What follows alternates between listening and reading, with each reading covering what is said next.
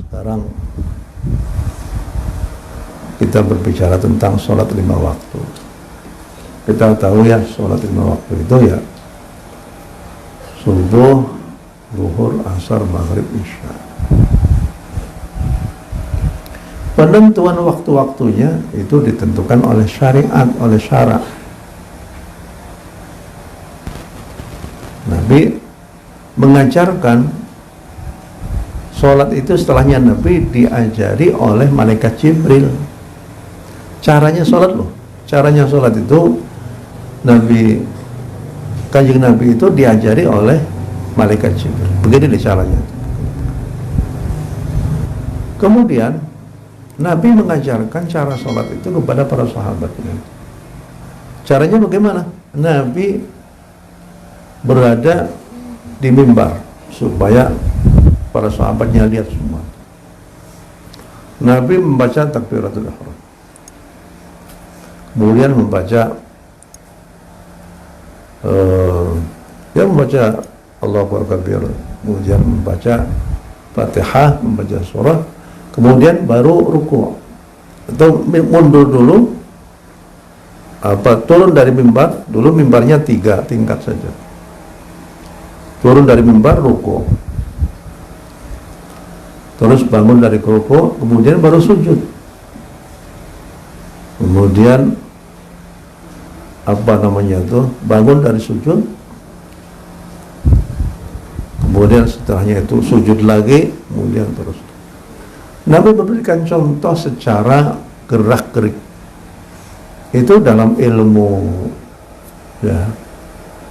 psikologi. Apabila orang itu memberikan contoh melalui gerakan-gerakan yang dilihat oleh panca indera, itu akan bisa bisa teringat. Oh, dulu Nabi itu tidurnya di situ ya. Jadi selalu saja Nabi itu memberikan contoh melalui gerakan. Kalau gerakan itulah yang akan ditangkap oleh otak tengah, kata orang zaman sekarang, otak tengah. Tapi juga otak kiri, atau otak kiri atau otak kanan. Pokoknya kalau orang memberikan pelajaran kepada anak-anak itu, berikanlah pelajaran melalui gerakan-gerakan tubuh, karena itu akan bisa ditangkap. Itu akan lebih lama bisa diingat daripada orang menggunakan esai ataupun ini loh, kalau sholat tuh begini dulu, begini, ngomong aja. Itu malah tambah bingung. Coba ya, misalnya Pak, orang kalau sholat itu begini, baca takbiratul ihram, baca Allahu Akbar, kemudian setelahnya itu baca doa Allahu Akbar kabira, doa iftitah, setelahnya itu bacalah surah Fatihah, setelahnya itu baca surah yang pendek-pendek, setelahnya itu barulah ruku'. Pada waktu ruku' bacalah subhana rabbiyal a'la sampai 3 kali. Setelah itu angkat dari ruku'. Setelahnya itu baca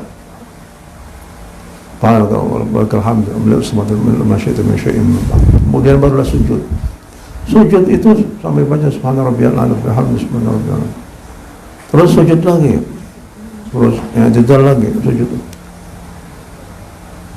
Ini kalau orang mendengarkan begitu bingung. Gimana itu nanti? Sudah selesai, paham nggak? Insya Allah paham. Padahal kalau ditanya gimana, ya ulangi lagi, ya nggak bisa. Ya, ini Nabi itu hebat sebagai seorang pendidik yang hebat. Sebelum orang menemukan fungsi daripada otak tengah, otak kanan, otak kiri. Ada yang hanya memikirkan ilmu sosial saja, ada yang memikirkan masalah eksak. Nah, itu yang eksak itu yang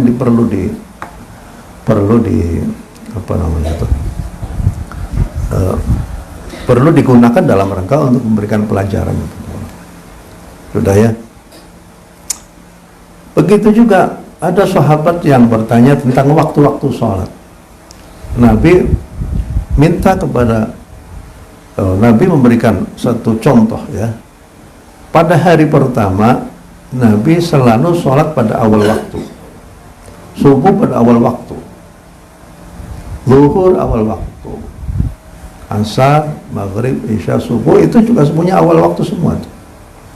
Besoknya Nabi itu memberikan sholatnya itu di akhir waktu sekali, di akhir waktu. Sengaja Nabi itu, sengaja.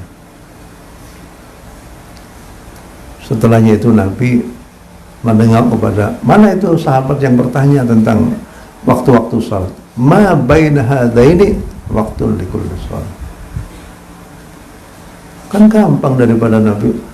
Yang namanya waktu subuh itu setelahnya terbitnya fajar shadiq, terus sampai terbitnya fajar. Yang namanya waktu zuhur itu adalah pada waktu matahari tergelincir ke arah.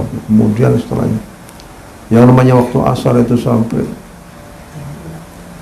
orang bingung juga, ya. Jadi ini merupakan salah satu teknik pengajaran hal-hal yang bersifat abstrak menjadi hal-hal yang bersifat apa? Yang jelas, ya, abstrak. Yang satu lagi menjadi betul-betul bisa dilihat oleh mata. Itu waktunya, ya, waktunya. Kenapa waktu-waktu itu? Karena waktu-waktu itulah terjadi perubahan alam semesta. Waktu subuh dari kegelapan malam menuju ke fajar, terjadi perubahan. Siapa yang merubah itu? Gusti Allah. Kalau waktu zuhur itu dari matahari berada di atas, kemudian tergelincir ke, terjadi perubahan.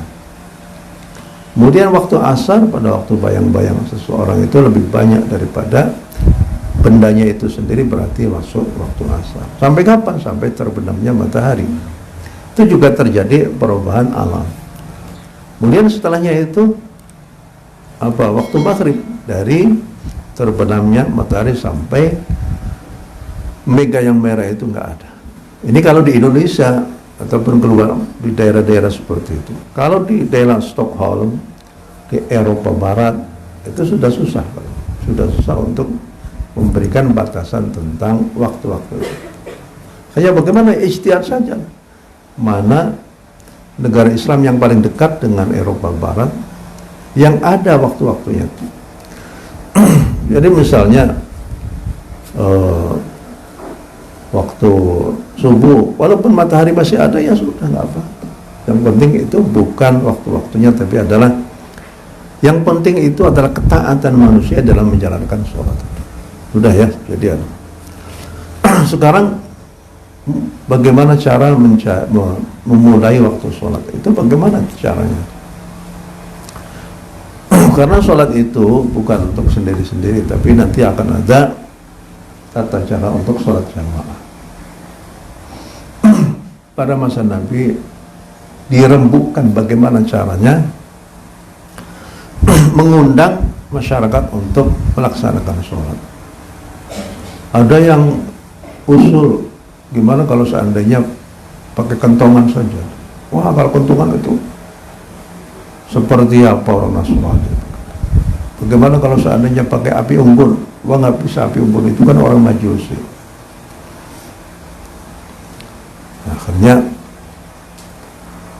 ada seorang sahabat yang bermimpi, ya, diajari oleh seseorang tentang azan, diajari tentang azan. Besoknya lapor kepada Kanjeng Nabi dan akhirnya diterima. Bacanya Allah Akbar, Allahu Akbar, Allahu Akbar, Allahu Akbar. Lah bagaimana dengan di Jawa itu? Jawa itu dulunya, itu pada waktu masa-masa Wali Songo dulu, itu bagaimana sih caranya memberitahukan kepada orang? Kan pada saat itu orang Indonesia, orang Jawa khususnya itu awalnya masih beragama Buddha, ada yang beragama Hindu. Untuk mengetahui, memberikan tahu tentang waktu, datanya waktu sholat, ya gimana sholat? Akhirnya berijtihad sendiri, ada yang pakai kentongan, ada yang pakai. Tapi ini sama sekali tidak menggantikan azan, hanya memberitahu tentang datangnya waktu sholat, gitu aja, ya, datangnya waktu sholat. Dan itu bukan sunnah, bukan apa, pokoknya mubah-mubah saja lah. Makanya setelahnya itu sekarang nggak ada beduk, nggak ada kentongan juga, ya nggak apa-apa. Artinya kita tidak harus, tidak ya. Sekarang itu sudah nggak ada kentongan. Ya, jadi penentuan waktu dari Allah, caranya azan juga dari Allah. Ya. Melalui coba yang unik itu adalah karena ada seorang sahabat yang bermimpi diajari oleh seseorang tentang bagaimana cara azan. Kemudian dilaporkan kepada Kanjeng Nabi, ya sudah, ini bagus. Sudah ya. Sekarang waktu-waktunya apa? Rakaatus sholat. Rakaatus sholat itu juga ditentukan oleh Allah.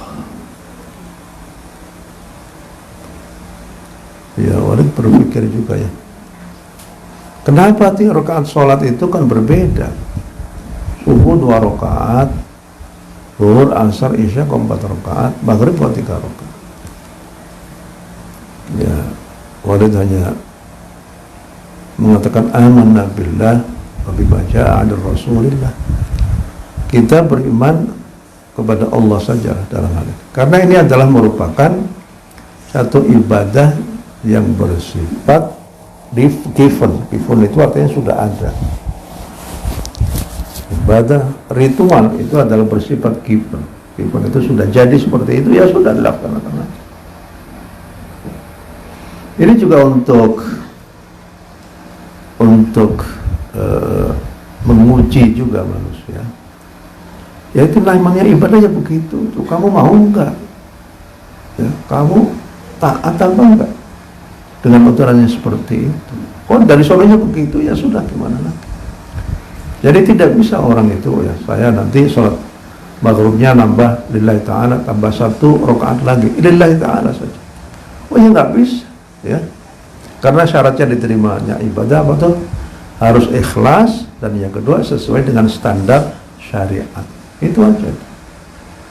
Kalau ikhlasnya sampai 1000 kali, kalau tidak standar syariat, ya nggak akan diterima oleh Allah. Itu bikinan siapa? Wah, bukan bikinan saya, kata Allah. Ya sudah, jadi. Dan sekarang tentang praktek sholat. Praktek sholat itu juga merupakan cara praktek yang terindah. Tempatnya sholat sendiri juga pada masa Nabi itu diperbolehkan untuk menggunakan tempat di mana saja. Bahkan di dalam satu hadis, sallu fi marabidil ghanami, salatlah kamu di kandangnya kambing. Ya, tapi bukan di kandang kambing ada di samping gitu aja. Sallu fi marabidil ghanami wala tusallu fi ma'atilil ibili. Jangan kamu sholat itu di kandangnya onta. Ya bisa jadi karena onta itu, kata Nabi, minas syaitan. Khawatir diterkam, gimana tuh? Kalau misalnya bukan pemilik ontanya sendiri, itu bisa diterkam sama onta, itu bisa mati. Tapi kalau di kandangnya kambing itu, ya namanya kambing, nggak ada yang galak. Waj'al liyal ardu kullaha masjidan wa tahura. Itu khusus pada masa yang lalu, para umat-umat terdahulu itu kalau sholat itu harus di tempat peribadatan. Makanya di dalam Al-Quran disebutkan, walaula Allahin nasa ba'dahum bi ba'd lahuddimat sawami'u wa bi'u wa salawatu wa masajidu yuzkaru fiha ismullahi katsiran. Di sini ada beberapa ada istilah untuk tempat-tempat peribadatan. Pertama, lahuddimat sawami'u, yaitu tempat biaranya orang-orang Kristen, biara gitu. Salawatu wa masajidu, itu salawat ya tempat-tempat sholat, masajid bersama.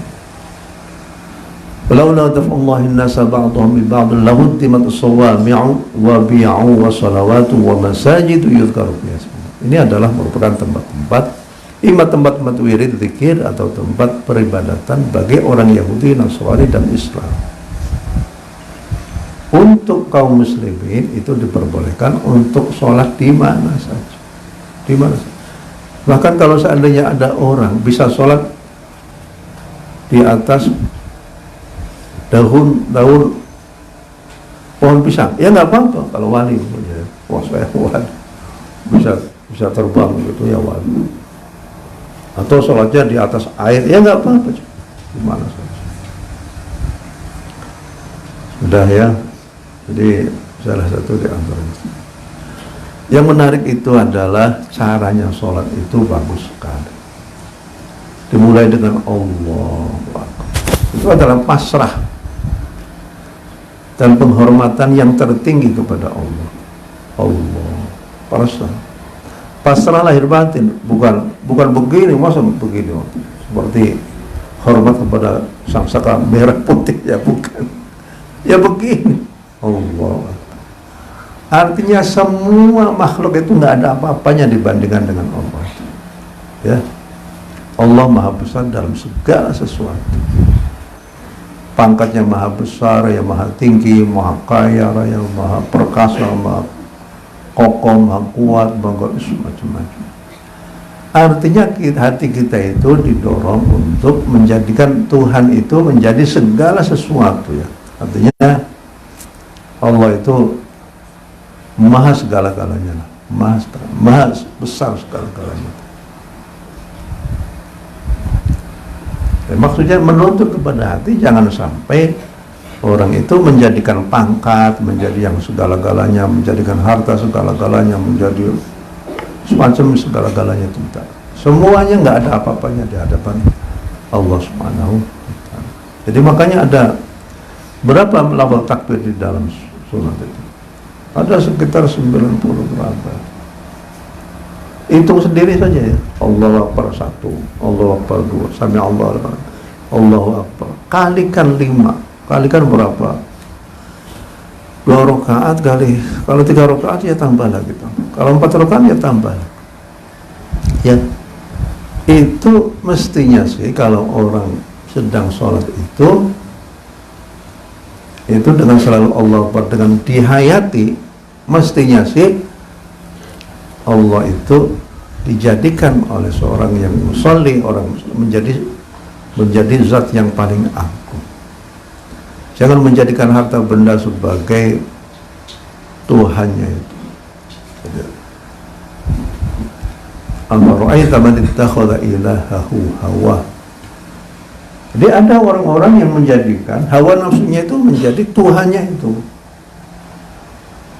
Jadi menjadikan harta benda sebagai Tuhannya, menjadikan pangkat sebagai Tuhannya, hawa nafsu sebagai Tuhannya. Itu seperti, supaya jangan seperti itu.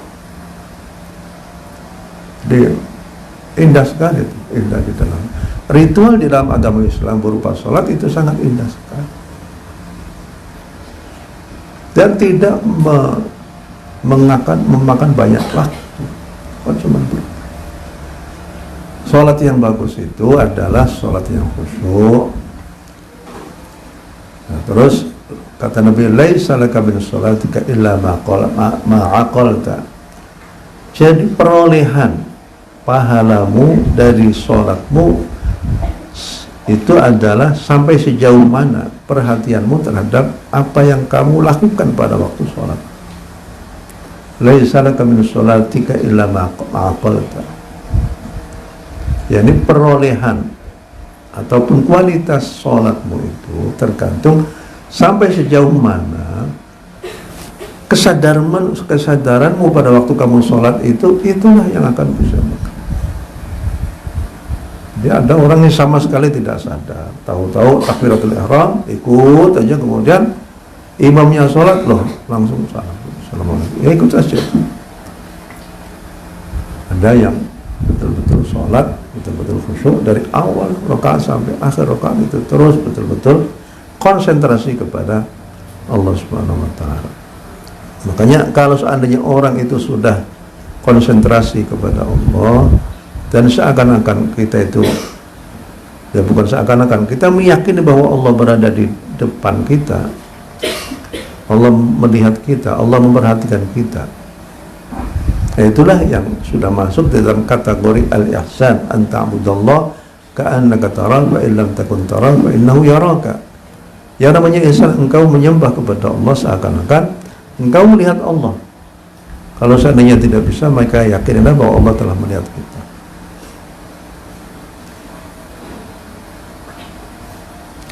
Begitu juga ruku, bangun lagi, sujud, bangun lagi. Cara-cara itu Nabi itu cara-cara memberikan satu pembeda, ya, pembeda antara tahiyat awal dengan tahiyat yang kedua, tahiyat akhir. Begitu juga kalau seandainya bangun dari rakaat yang kedua masih menggunakan Allah. Tapi kalau bangun dari rakaat pertama ya biasa saja, tidak mengangkat tangan, Allah Akbar. Tapi kalau bangun dari rakaat yang kedua, Allah Akbar. Di mana diletakkannya itu?